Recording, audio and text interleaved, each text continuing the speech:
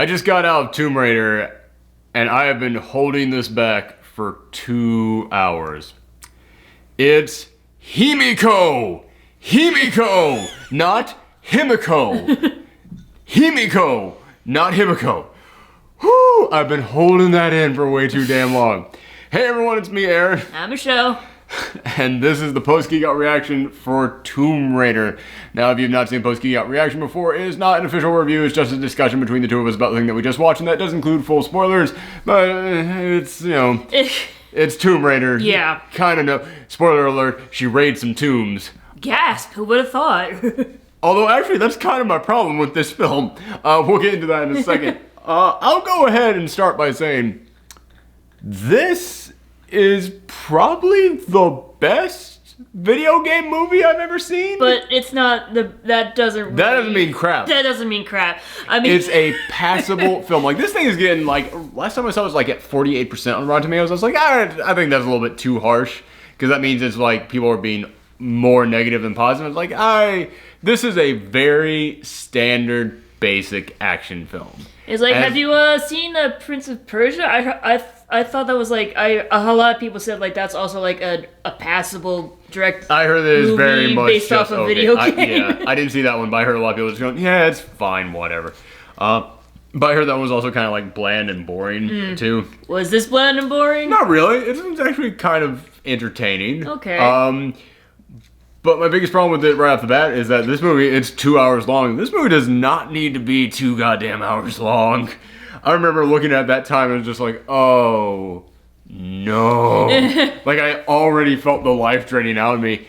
And this thing opens up with basically Lara Croft's dad, Richard Clark, Lara Croft's dad, Richard Clark, he is talking about how they have this ancient Japanese legend of Himiko.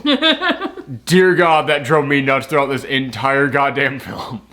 But the ancient legend of Himiko, this like ancient queen of Japan who was like the messenger of death and brought death to everyone that she touched, so they had to take her out to this island and seal her in this giant tomb, and now someone has found it and he must go and stop them from finding it, or else it could be death for the entire world. And then he never returns, and then it cuts to 7 years later, and Lara Croft is now she's basically broke. Like, we've always known Lara Croft is like insanely wealthy and rich. She's broke. She is working as a courier. She is a delivery person for like an Indian food restaurant. Our dog is dropping her bone. Please drop it on the carpet, Peach, where it's safe.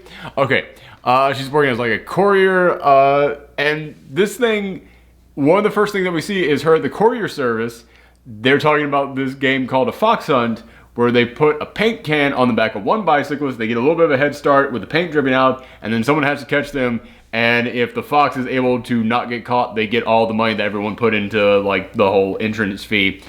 And there's a pretty darn cool bike racing scene throughout the streets of London. Like, her being chased by all these other bicyclists just going around. And I was watching that going, this is pretty cool.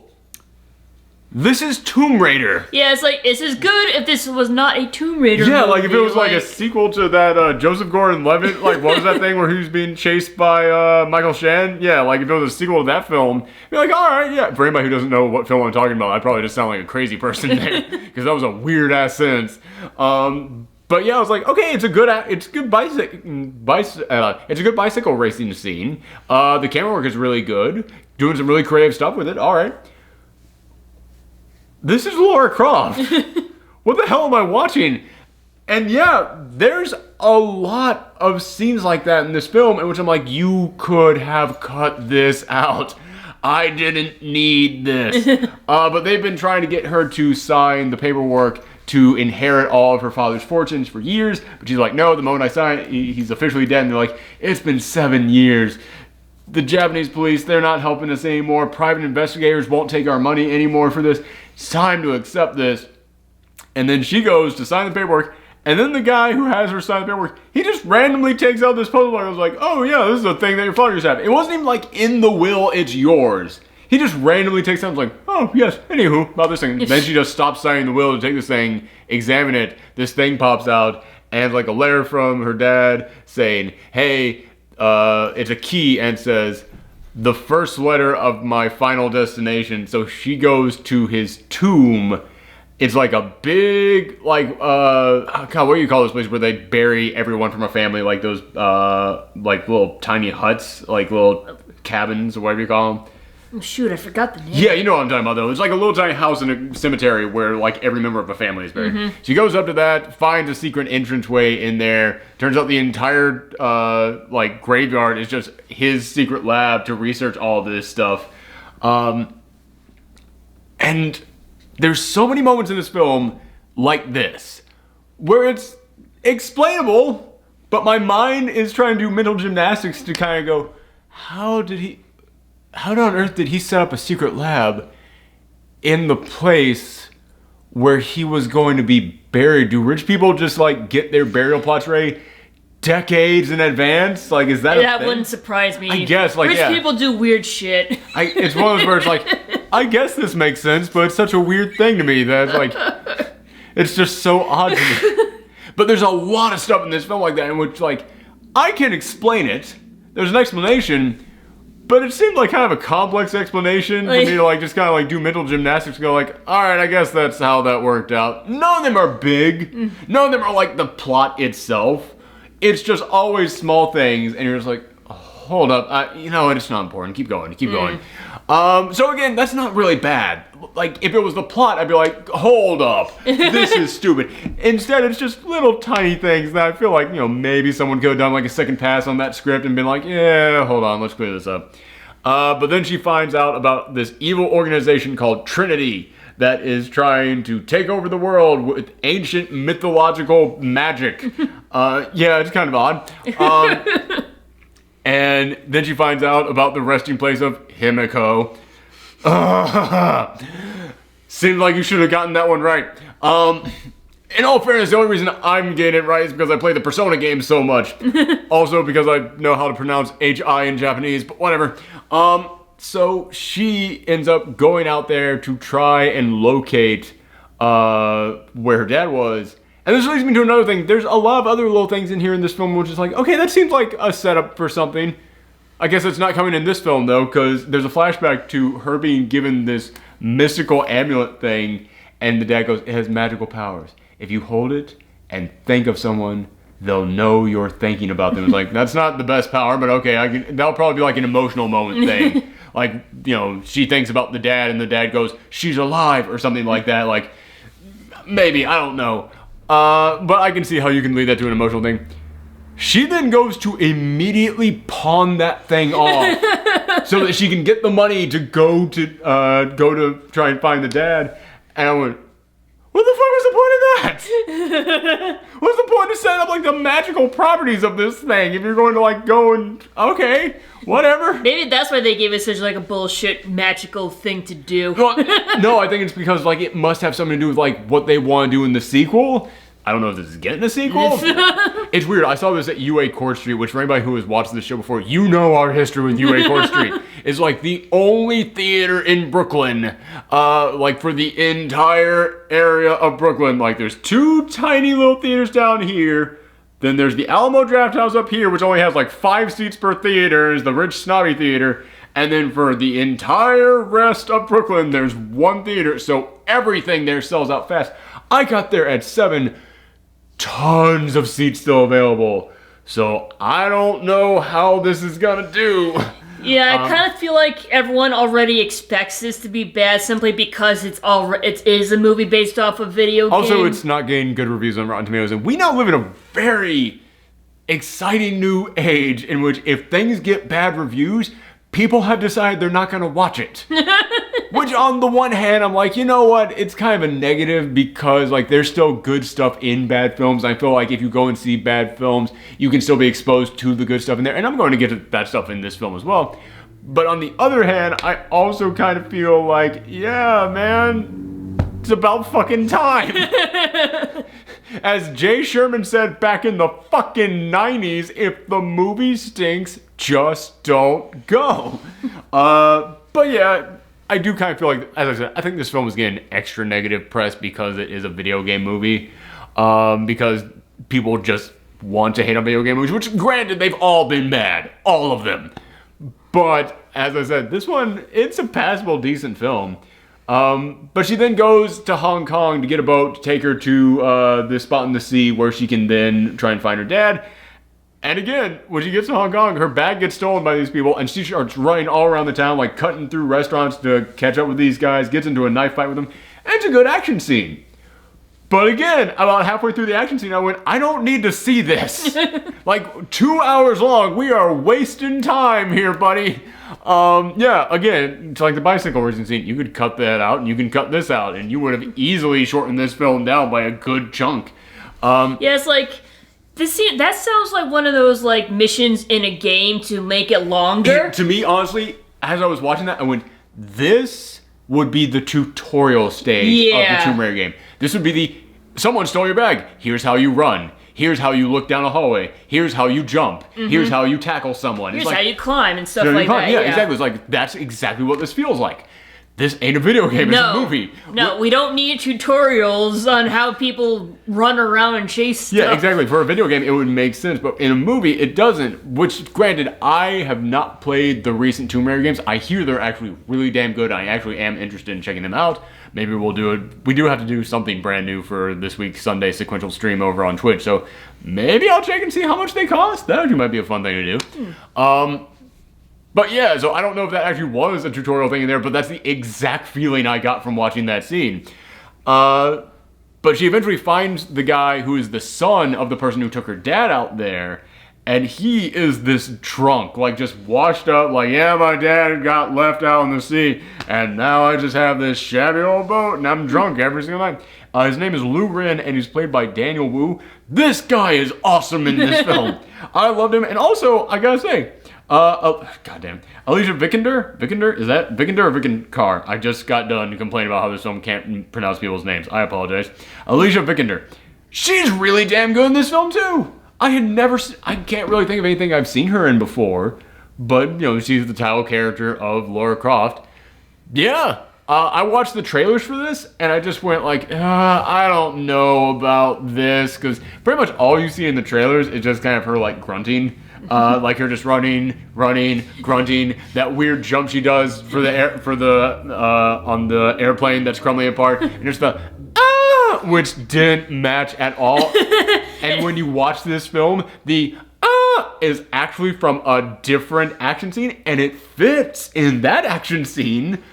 And the grunt she gives out when she jumps for the plane in the actual movie, it fits in that scene. Why the fuck did you take a different grunt from a different action scene and put it in that scene? I feel like they wanted to like sex her up, so like to convince guys to go. Yeah. In a weird way, I actually kind of feel like that was it, because it's like, yeah, I heard people making that joke about that trailer. Yeah, it's like, honestly, like the running and the jumping and the and shit like that. It's like, yeah. Yeah, but all you really see of her like talking in the trailers is kind of like her. Like the very few moments in here where she's actually trying to be like the sassy classic Lara Croft, not the modern day Lara Croft. And in the trailers, it's like, I don't think she's pulling that off. She doesn't do that for pretty much any of this film. The majority of this film is her being the more realistic Lara Croft that we've got in the modern games, the much more down to earth, the Lara Croft who's starting off, who is more, what's the word I'm looking for? The one who actually takes a freaking beating from everything that she's doing. The Die Hard one, I should basically say, because, God, I'm forgetting the name. McClane, that's his name. The McClane version of her, where, you remember in Die Hard, McClane would get the shit kicked out of him, and then he would have the shit kicked out of him. It wouldn't be him, like, going, all right, action hero time, get up, I'm invincible now. He would be going through the rest of the movie with glass in his feet. He would have the living crap kicked out of him. That's kind of what they did with Lara Croft in the most recent games, from what I understand, where, yeah, she takes a beating in those games, and she keeps soldiering on. They did that in here, where it is the more realistic Lara Croft. When she's doing really impressive action stuff, you're kind of like, okay, yeah, I believe that you're a real person doing that, and that kind of raises the stakes in my own mind. Yeah, she pulls that off incredibly well. She's actually really darn good in this film. And the relationship that she has with Lu Ren, Daniel Wu, is someone banging on the wall, or is that the dog? Oh, that's the dog. That's the dog. Oh, that little fuzzball. Yeah, they don't have many scenes together because they end up getting separated as soon as they reach the island. but they're pretty darn good with each other. I hope that he sticks around for another film if they end up making one. So yeah, I do gotta say, the two main lead actors in here, really darn good. But they end up reaching this island, and when they reach the island, they end up running into the villain, who is played by Walter Goggins, Matthias Vogel? It's Walter Goggins. Oh my god, this is one of the worst villains I have seen. Because he's supposed to be crazy. He's supposed to be crazy because he has been on this island for 7 years. And he says he has 2 daughters back home that are waiting on him. He's got a wife back home, but they are not allowing him to leave until they find this tomb. Whatever the secret Trinity organization is that he works for, they are not letting him leave this island until he finds that tomb. And he's supposed to be a guy who has just gone nuts. Like, he has been eating canned peaches nonstop for 7 years, hasn't seen his family, he cannot leave this island. So I get where he's coming from, but the second you meet him, he is like insane. Like, there is nothing interesting about this guy. There's nothing kind of charming about him in any way, which I'm not saying villains should be charming, but there should be something that makes you go, ooh, let me find out your backstory. It's just like, ew, get away from me, you loser. Yeah, he's supposed to be sinister, and he's just creepy. He comes off as a guy who just doesn't understand personal space. Like, it's really just unpleasant to watch this guy. Like, when I say that villains should be charming, they should be not really likable, but enjoyable to watch. Like intriguing. Intriguing, like something that makes you want to continue watching them in the movie. Right. Oh, I didn't want to spend any time with this dude. It's like, you stay on that island. Yeah, I'm gonna be far away. It's good, man. You're fine. Can we just hang out with the random grunts you've hired? They're more pleasant to watching this film than you. So they get kidnapped, and Daniel Wu ends up having to work for them. Lara Croft is working for them at first too, but Daniel Wu helps her escape. And then she runs out, and there's this big chase sequence of her having to like run out of there and go out into the woods. And then she falls in the river, gets chased over to this plane that crashed, gets a parachute out there as the plane is falling over the side of the mountain. She then barely makes it out of there with the parachute and lands. And it's a pretty damn cool action scene. The action scenes in here are pretty good. And another thing that I gotta give this film, I was talking about how in the recent video games they have made her more realistic in that when she gets hurt, it looks like it hurts. Like, she will take a beating in those games. When she lands from the parachute, she is screaming and she turns over. There's a spike coming out of her side. And you see her having to pull that thing out, and it's not like, all right, go on. I'm going to tie something around here and I'm going to be fine. No, man, it looks like it hurts. And when she keeps moving throughout the next, 20 minutes of this movie, it's, she keeps going. Like, she actually has to heal from this. Like, she ends up, after this point, finding her dad, and he is in a cave, and he has gone crazy. He's got the big beard. When he sees his daughter, he just goes, just ignore it. It'll go away. It'll go away. It always goes away. And eventually she's able to convince him that she's real. And he tells her, yeah, I've been seeing you for years now, but it's always just been my crazy mind having illusions. It's like, okay, yeah, that other guy isn't the only one who's gone crazy. And he has to patch her up, and then after that, she's pretty much fine. But yeah, I had to applaud this film. It's like, oh my god, you actually showed someone go on a crazy-ass action sequence, and they got hurt from doing it, and they didn't insta-heal from it. They had to actually go through getting stabbed. That automatically made me like her so much more in here, because what are you gonna do when your hero is invincible? Like, why do you really care when no matter what happens to them, they're instantly no back? risks. Yeah, exactly. There's no stakes. Like, if you know that they're invincible, so what? Who cares? That's why, I compared her to Die Hard, because John McClane in the original film, yeah, that dude takes a beating, and you see it hurting him. In the later films, he's a fucking superhero that nothing can stop. And it's like, well, then why do I care at all? Yeah, man, this really did kind of make me go, oh, man, now I'm actually really hoping that Lara makes it out of this okay. And again, a lot of it has to do with the fact that Alicia Vikander actually is really good in this film. She is an Academy Award winning actress, and you can tell she wasn't slumming it on this one. She actually showed up like, nah, I want a franchise. I want that Tony Stark money on this. So it's revealed basically that the dad has been spending the past 7 years sending them on a wild goose chase because he doesn't want them to find this tomb, because he says if the tomb opens, the entire world is destroyed. Mm-hmm. And then it's revealed, oh yeah, you know, Dad, how in your will you said to burn all your notes? I didn't burn your notes. I actually brought them here with me, and they have them. Cut to, they find the tomb. Womp womp. Actually, the audience was laughing at that moment. I was like, okay, maybe that was meant to be kind of a joke in there. All right, that's fine. The audience was digging this, and especially two women sitting across from me, who, they were digging it, but they were also kind of jerks. Because they were sitting with their feet on the thing in front of them, and there was a person in the seat in front of them. Oh, no. And I just kept wanting to look over, and there was like, do you have no fucking decency? Like, if you want to put your seat up in the movie theater, I'm not gonna, if you want to put your legs up in the movie theater, I'm not going to stop you. But make sure there isn't a fucking person in that seat, you assholes. Mm-hmm. This wasn't even me, and I'm getting pissed at.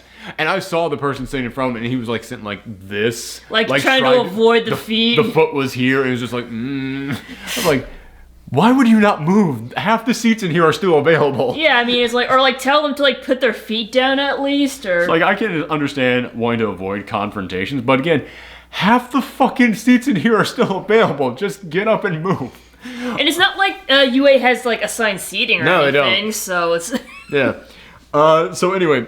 They find the tomb, and Laura and the dad are forced to go in there at gunpoint, because also they're the only ones who can solve the tomb to open it. Mm-hmm. Which again, I mentioned things in here that get introduced and then they immediately get dropped. There is like a puzzle, another puzzle thing that she finds in the dad's secret lair, and it looks like, oh, that's gonna be important, and she takes it with them to the island, and then when the boat is crashing, there's this big action scene of her having to get off the boat. She runs back in to get the notes, and then the camera goes down, and you see the little puzzle thing rolling across her feet there, and I was like, oh, that's gonna be, oh, I see. That's going to be a thing that she needs on the island, but she forgot to grab it because she was busy grabbing the notes. She's going to have to go and like dive underwater and go swimming through the shipwreck and find it there under the water. Okay, and then she's going to have to get out before air comes out. That's going to be a cool action scene. That thing never comes back up ever again in here. I feel like that might have been like a deleted scene. Maybe. I feel like it. Like that was probably in the script or It's like, gee, like all the bike race you could have like cut out, but like you decided to leave that and like remove the important stuff. Again, it's like if it turns out that like it does serve a minor point because they have to turn all these big dials to solve the puzzle to get into the tomb, and there's a flashback when she's looking at them to the puzzle thing because it looks very much like the dial, so it's clearly it came from the same like design or same kind of puzzle. So it clearly was meant to introduce like the same kind of design that this tomb will have. But why the fuck, like, why take the camera and pan it down to her feet to show us purposely she forgot to pick that up? It really does feel like there was something in the script here for this, and then they just didn't have time to record that. But also that's kind of another problem with this film, is that they don't really take the audience step by step on stuff. And I'm not saying I enjoy it when films over-explain stuff. No, not at all. I do like it when they give the audience just enough information. But when she is like solving puzzles, or when she's like looking at stuff, like when they see the way to get into the tomb, it's a bunch of dials all over the place, and she has to turn each of them a specific way. She never once stops and goes, that's the symbol of the moon, so it must align with this. Or, you know, nothing like that. She just goes. And I was like, how the hell do you know what idiot? How do you know how this tomb opens? Like, if she said it out loud, I would be able to go, oh, that's why she knows how to solve this thing. Yeah, like, make it sound like she's talking to herself to, like, solve the to solve the puzzles and stuff. Our dog just walked up here with her little squeak toy, and she wants to play. Yay! Okay. Hopefully it doesn't make too much noise. It will. 5, 4, 3, 2. Hold on. Yay, Peach! Yay! Oh, now she doesn't want to stick it. Oh, yeah. Okay, so far this film, it's had some small problems in there, like not necessarily explaining some stuff, or, you know, they could cut some scenes out that they didn't need, and the villain is kind of stupid. But it does have really good action sequences, and the characters, aside from the villain, are really likable in this film. So, it is kind of a basic standard action film, but for a basic standard action film, that's kind of the stuff that you need in there. So I couldn't really understand all the hate that this was getting so far. That's why I said, yeah, I think it's kind of just a lot of people who, they just want to hate on a video game movie. But then they open up the tomb, and the moment that they get into the tomb, I went, oh, now I get it. Which is sad because it's Tomb Raider. It's not like they could have cut this part out of the film. Yeah. This is the title of the movie. And yeah, the best way I can describe it is that up until this point, it felt like a movie, not a video game movie. And by that I mean, one of the things I hate in video game movies is where they just go, oh, well, this stuff is in the game, so we have to put it in the movie. It's like, no, it doesn't match up and work like that. It's just kind of stupid when you put it in the movie. You need to do an adaptation, not a direct translation. That's what you need to realize. And the moment they go into the tomb, it becomes a video game movie. Like, there's some cool visuals in the tomb. I will give it that. The tomb actually looks really damn cool. Like, there's a moment in which they go into a big open cave and they shoot a flare up and you see, like, an old Japanese temple, like, inside this cave. It's really freaking cool looking. There's a moment in which they have to pass over a pit full of just dead bodies and it's like, holy cow, that's actually pretty intimidating. That's pretty, malicious and actually really freaky. So yeah, the designs inside the tomb are really good. I'll give it that. But one of the first things they run into in the tomb is they go into a room and the floor starts dropping out on them. And then they're trying to figure out how to open this door and they see like this little inscription at the top. To save one, something, something life, blah, blah, blah, blah, blah. And then they go, it's a riddle. We have to solve the riddle to be able to get out of here. And like the floor is disappearing on them. And then they find this opening in the wall. And then they go, it's a puzzle. We have to find what fits in here. And someone goes, I have a blue gem. And throws a blue gem at her and she puts it in there. It's not working. I have the red gem. Throws the red gem. The red gem doesn't work. Keep going. I have a black gem. Throws it at her and doesn't work. And she keeps going through all these different gems. And then she goes, it's a color puzzle. Yellow gem, blue gem, green. It opens, and I was like, oh my god. They literally just put a puzzle from a video game in this movie, and they stopped it to do that. I was like, dude, I'm not saying don't put traps in a tomb. It makes absolute sense. But oh my god, don't put the mechanics of a video game in your movie. That's a really, like, intense thing to have in a video game, because you're trying to do it yourself and solve it.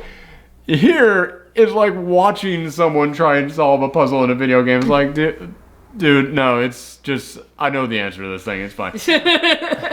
Not saying it's boring because I know the answer. I'm saying it's really kind of stupid watching a bunch of grown-ass actors pretend to do a level from a video game in real life. It's just not fun to watch that. It's not like watching Let's Plays on YouTube. I was about to say, like, that's one of the reasons I had to kind of back off of what I just said. I was like, actually, Let's Plays are pretty darn fun to watch. Yeah, because those are like genuine reactions. Yes. But these are, it's almost like watching, it's just watching a bunch of grown-ass people act like they're in a video game. It's like, no, you're not. You're in a movie. Like, it takes you out of that moment. Also, the puzzle doesn't even really make sense, because in order for the puzzle to work, some guy jumped through the swinging door before it closed, and he was shining his flashlight through the hole, and that's how they were able to tell what light the gem was by putting it up there. I was like, so your puzzle only works if, A, you created this thing hundreds and hundreds of years ago before flashlights were a thing, and yet you made a puzzle back then that only works if flashlights are a thing, and only if someone was standing on the other side of the door with one? How does this work? Like, it just, like I said, there's tons of, like, I kept mentioning tons of little things in this film that make you go, okay, I can do the mental gymnastics to explain it, but I don't wanna. Yeah. And that's one of them. So yeah, that was one of the first things they run into. And then they actually find Himiko. They find her, open her up, and then as soon as her body is exposed to air, it just instantly starts dissolving and disintegrating. They're like, all right, pick her up, take her with you.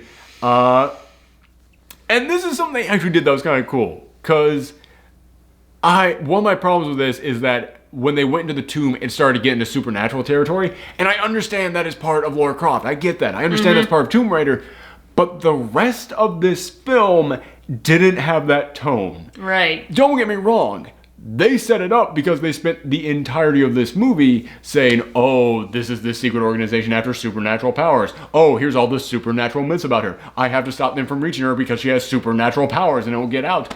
But the movie itself didn't have the tone of a world where this kind of stuff can exist. Yeah. So it's just like speculation of like... Yeah, it's one thing to hear people in a movie spend... It'd be one thing if you had, like, say, a movie... Oh, man, this actually is a movie now that I think about it. Spoiler alert for a movie that I won't name so that I don't spoil it, but the people who have seen this movie know exactly what I'm talking about. Imagine if there was a movie where someone spent the entire film talking about aliens, but it was not a movie that felt science fiction-y, and then at the last second, aliens out of nowhere show up. It's kind of like that. Yeah. So I was like, okay, you set it up, but the tone of your film does not make me feel like this is a world where supernatural stuff can exist. So this is one thing that I actually did enjoy. They realized this isn't supernatural powers that she has. She had some kind of a plague. She was immune to some kind of a deadly disease, and it's contagious upon skin contact. And these guys, like, they try and pick her up, and then that's when Laura realizes, because she's looking at all these murals around there, and she realizes what on all the myths, like, led up to. And there was, like, a lot of stuff in the rest of this film that did also kind of lead up to this, so that was actually some kind of nice story building there. And that's when she realizes what all the myths about Himiko are about. And then she tries to warn them, but it's too late. Two guys have already touched this thing, and one guy looks and, like, his hand is already dissolving, and he's screaming. I was like, okay, you know what? You took this thing that would have been supernatural, and you found a way to give kind of a real-world take on it, and that does match the tone of the rest of this film. I'm okay with that, except that when the rot hits his brain, he turns into a zombie. Like, straight up, rah, rah, rah. I went, oh, now it's stupid. Now it's really stupid.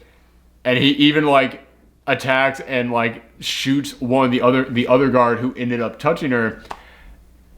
And then that dude, like, 5 minutes later, when Laura's dad and Walton Goggins, whatever his name is, end up getting into a shootout, in the middle of that shootout, the guy who had been shot several times, he comes up, rah, rah, and starts attacking the dad. And I was like, oh, so they're full zombies. They're 100% zombies. And yeah, it got stupid. Like I said, that's that moment that made me go, this doesn't match anything else in this film. Like, you did a good job salvaging the whole death curse thing and turn it into a real world plague. That made me go, all right, movie, you got it. You're keeping with the tone. Man, the zombies were stupid. But that all leads up to a moment in which the dad, he ends up getting attacked, and so now he's got the disease, and he's like, no, Laura, stay away, you can't touch me or else you'll get it too. I'm going to blow all this up. And it's actually kind of an emotional moment. I gotta give it to that film. It's actually pretty good. And then she goes off to stop Walter Goggins because he snipped off one of her fingers, and then he's going to take that back with them, and they're going to figure out a way to reproduce this plague and turn it into a bioweapon. So she has to go and stop him. And it's actually a pretty darn good fight scene. I'll give it that. It's a pretty darn good fight scene. Then she has to escape this temple as it's collapsing. Okay, that's a pretty good escape sequence. Yeah, the movie is pretty decent still. Like, I thought it was still pretty good. It got really kind of dumb when they went into the tomb, which is what all this movie was leading up to, and it felt like a completely different type of movie at that point. But that wasn't bad enough to make me go, you know what, it's a bad film. I can still say it's good. Then comes the twist at the end of this movie. It's not even a stinger because it doesn't come after the credits. This is like straight up the twist at the end, and it's the sequel bait that they put in there. At the end of this film, in the beginning of it, there was someone who was her power of attorney who was basically just handling all of her affairs with the Croft industry, and was one who was like, you need to sign these papers. You need to accept that your father's gone so that way you can get all of his money. You need to do all this and this and this. And then at the end she goes, okay, you know what? My dad really is dead. I saw him die this time. It's time that I finally take on responsibility of the Croft Foundation. She signs the paperwork, and then she turns to her and goes, you know what? running things, boardrooms, it's never really been my type of thing. Perhaps you should still handle the day-to-day stuff. You're right. Okay, well, I'll make sure to do that. And then she walks off, and as she's getting on the elevator, Laura is looking at the list of companies they own and goes, we own all these companies? Why, yes. And then she looks up at her as she's walking out towards the elevator, like, And then she has flashbacks to when she was on the island, like, just these random crates that all the slaves were carrying had a symbol, had a company logo on there, and then like the can of peaches that the guy was eating had a company logo on there, which we didn't even see that. You saw the crates for a quarter of a second. You never saw the logo on the peaches. And she gets the flashback, all that, and then she sees the name of the company that was there on this, and then she goes back home to her dad's secret lab, and she's looking through all of her notes, all of his notes.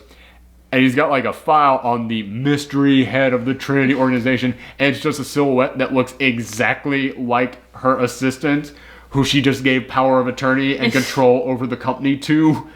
And then she goes, I guess I still have a job to do. And I went, fuck you. No. Man, it was one of the... Again, it's one of those things where it's like, I get it. I get why that's supposed to be a big twist, but man, you tried so hard to shove that company thing in there at the end, because like I said, a lot of things that she looks back on and tries to remember, we didn't even see those when she was there, and it really feels like at the end they're like, oh yeah, we needed to wrap all this up somehow. Like, I would not be shocked if they went back and just reshot a scene to introduce that company logo in like one point in there, because they were like, oh yeah, fuck, we have to wrap this up.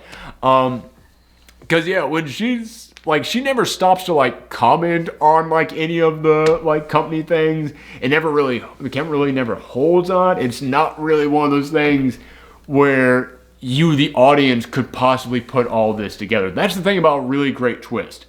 It needs to be a thing that will shock the audience, but there's a small chance that you could put all the pieces together. It needs to be one of those things that it needs to be one of those things that when they reveal it to you, you go, oh, because this thing connects to that thing, that connects to this thing, that connects to this thing.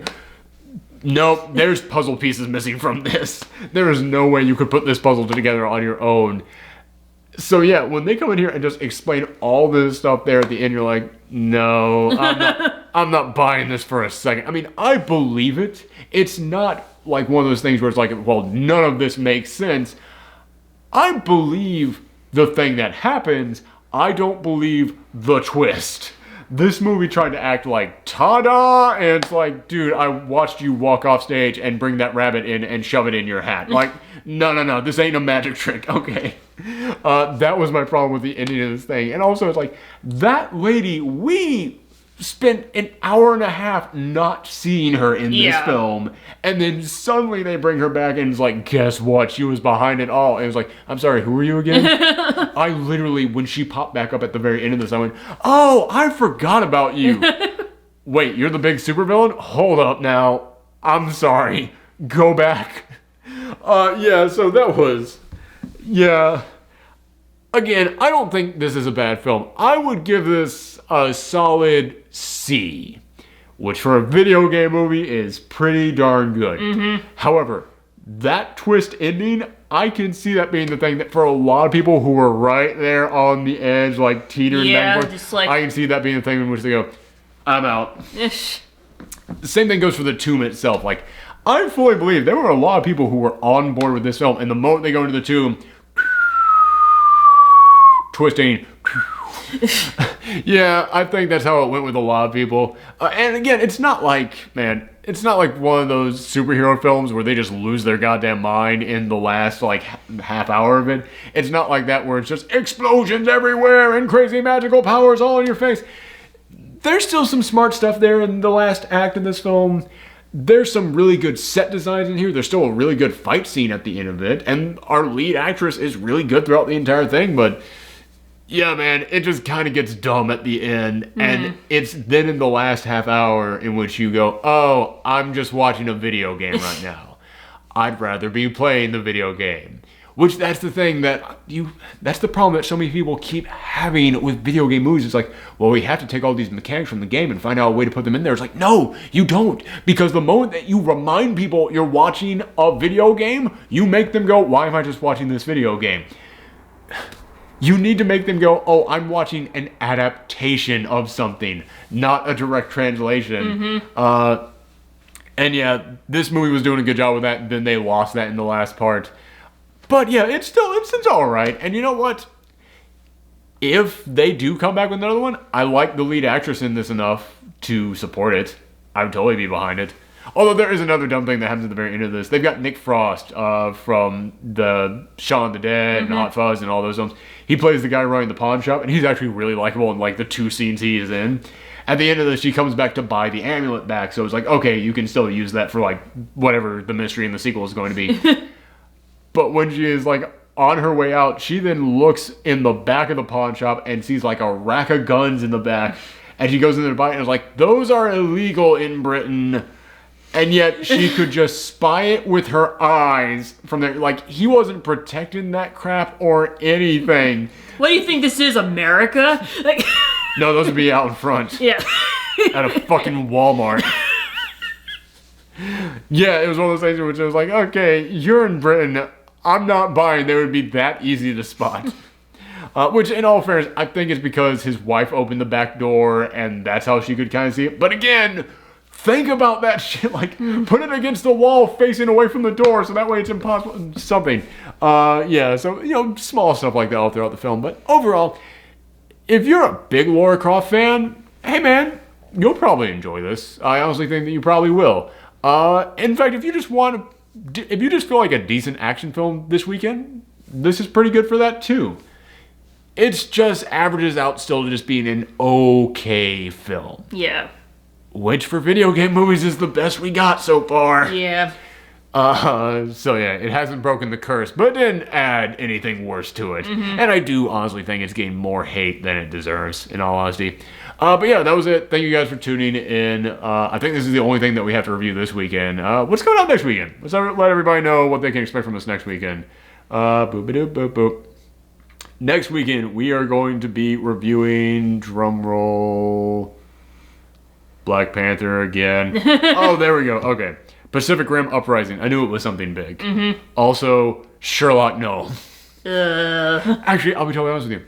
The original Romeo and Juliet, not as bad as everyone said. I know, but you said that, but I did not see it. You said that, but seeing like the advertisements for Sherlock Gnomes, like, oh, okay, That's the one thing that I'm holding on to, because the advertisement for Romeo and Juliet was absolute garbage as well. The movie itself was like, all right, this is actually pretty decent. No, I'm kind of hoping it's gonna be the same. I'm worried that they might like do like really dumb shit, just like entertain like the lowest common denominator per se.